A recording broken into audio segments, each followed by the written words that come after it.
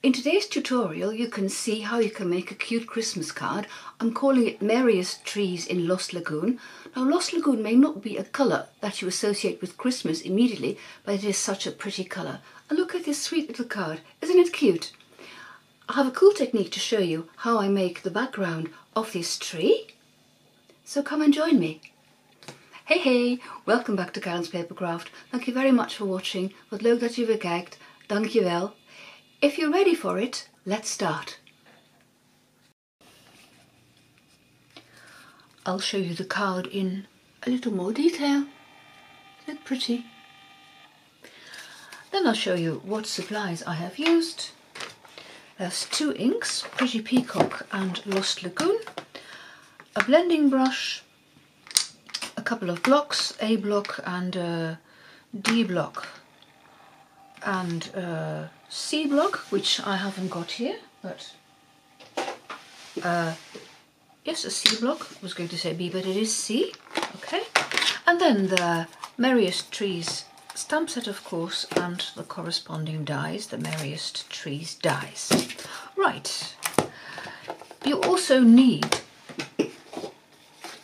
thick basic white cardstock, a scrap of Lost Lagoon, and a scrap of basic white.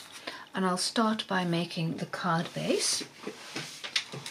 The card base is 11 inches by 4, so I have to cut this down to 11 inches, which is 28 centimeters.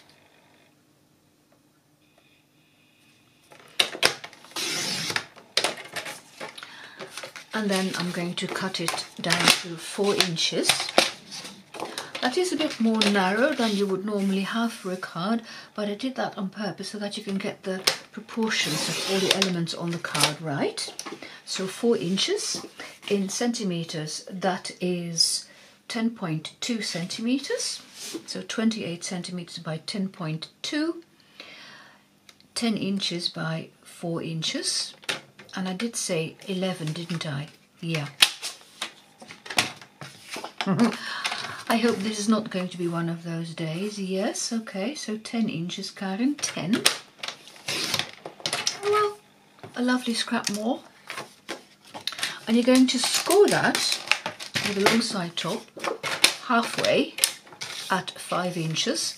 That's how I twigged that I cut it in the wrong measurement. And in centimeters, that is 12.7.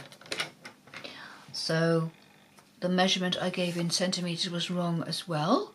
It's 25.4 centimeters. Sorry about that. So 25.4 by 10.2, or 10 inches by 4 inches, scored halfway at 5 inches, 12.7 in centimeters.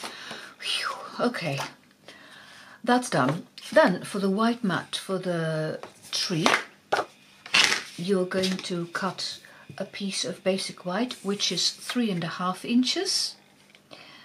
And I think, what's the best way to cut it? Like that, 3.5 inches by 2.5 inches. In centimeters, that is 9.2 by 6.7 centimeters. And then you need a piece of Lost Lagoon, which is just slightly bigger than the mat we just cut. In Lost Lagoon it is 3 5/8 of an inch by 2 5/8, the half and the 5/8. There we go. And in centimeters that is 9.2 by 6.7 centimeters. And then you need a scrap of Lost Lagoon for the star as well later on. Right, I'm going to finish the card base first of all, which means that you fold in half and with a bone folder you flatten it. And sometimes when you cut you get this little edge standing up. You just take your bone folder and then you flatten it as well, and this raised edge is gone. Then I'm going to show you the stamping for the little tree, and it helps if first you put down a pencil line. And I put 2 pencil lines on, one halfway at 1¼ inches in centimeters. That is, let me just check my notes, 3.2 centimeters. So you draw a line from top to bottom, and then you put a line at 1/2 inch from the bottom, 1.3 centimeters. I'm going to stamp on there, and I'm using this stamp, the sentiment, "We wish you a Merry Christmas," and I'm stamping that in Pretty Peacock. And I need the big block, and I'm trying to get it onto my stamp as straight as I can to start out with. So I'm checking this against the grid paper, and then I can ink it up. And I'm going to stamp the bottom of the image straight onto that pencil line, and I'm going to put the top of the W on that other pencil line. So something like this. Then your tree is more or less straight, and then you allow the ink to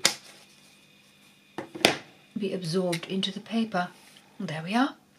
And then I'm going to stamp the stars, and I'm stamping those in Lost Lagoon.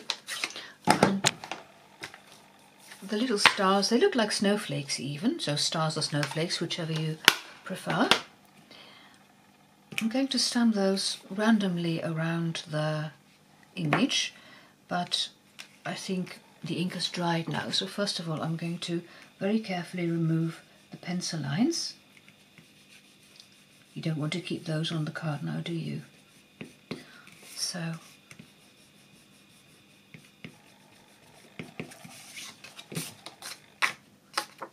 these are gone, and then I'm going to stamp the stars randomly, not too close together.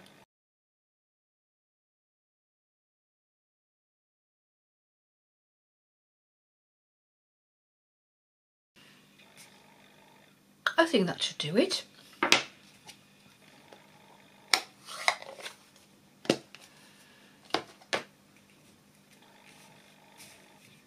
And then I'll show you how you can make the background of the tree. And for that I'm using a mask, and the mask I made myself. Here it is.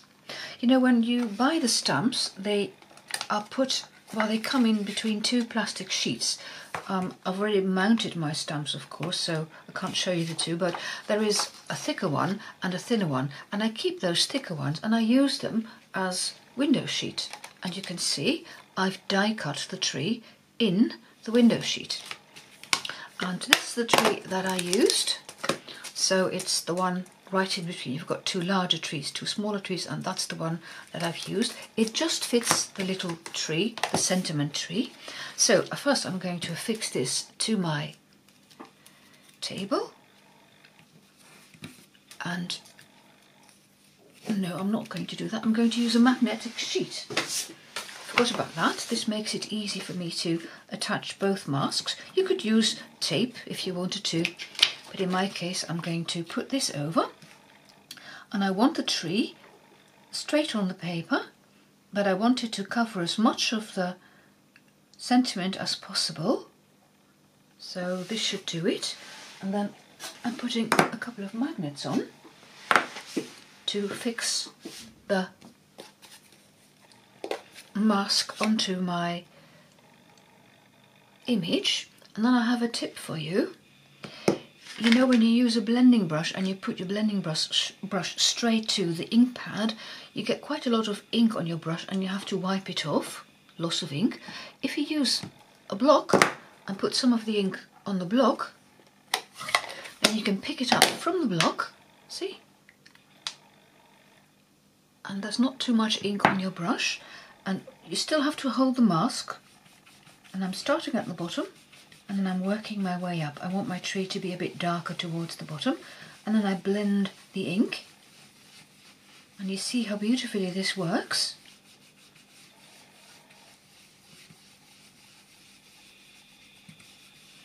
and all the ink which is on the mask you will put onto the cardstock as well. So there's no loss of ink. You see there, at the very last moment my little card moved because these are not tacky anymore. So I'll have to get rid of them. Okay, let me put all these things over here, out of the way, because me and a stamp set is not always, and ink pads is not always a good idea. Then all I have to do now is fix this to the little card, and if you cut carefully and when you put it on, if it's okay on 3 sides, so there, there and there, then it'll be automatically okay on the bottom, see? But I'm using the floating glue method just to make sure I have some wiggle room. So I put some seal in the middle and then I put the liquid glue around it and then put it onto the piece of coloured cardstock. So this should be okay. In case it's not, I can still move it a bit, but it is okay. Then I press down in the middle and then it's fixed immediately, and then you can rub over the rest and it doesn't shift anymore. And in the same way you can put this onto the card base. Here you could see more clearly where I put the glue because of the darker colour cardstock. And then again, if you put it on, if it's okay on 3 sides, it'll be okay on the 4th side as well. That is of course if you cut the dimensions carefully. Press in the middle and it's fixed. And then of course for the star, it's in the same die set. You've got several stars, but for this tree I like this one. I'm going to use the mini cut and emboss machine. This is just tiny enough to fit onto my desk, of course.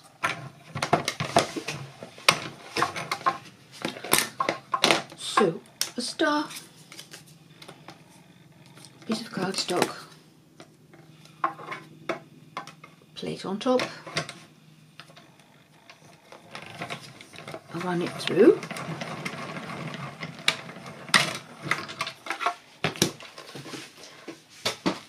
And I'm going to fix this with a mini dimensional. Oh, it dropped out of its own accord. Sometimes it doesn't. If it doesn't, use your picky tool and then you can push it out through the little hole there. First I'm going to put this away, because with these tiny bits you don't want to lose them. Right, little card and a mini dimensional. Here they are.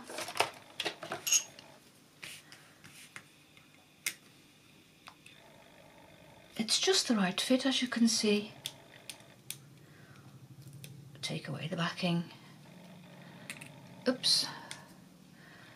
And put it onto the card. And for the finishing touch I'm going to use some Wink of Stella. Now I know that when filming this doesn't really show, but when you look at the card in real life it does show. It's nice and shiny, the star I mean.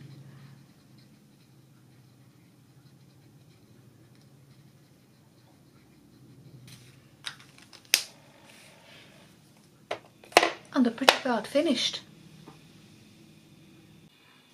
That's it for today. All the details for this card are on my blog and the link is in the description box below. If you'd like to see more of my videos, there are some suggestions there. Thank you very much for watching. Dankjewel voor het kijken and see you next time. Bye bye, tot ziens!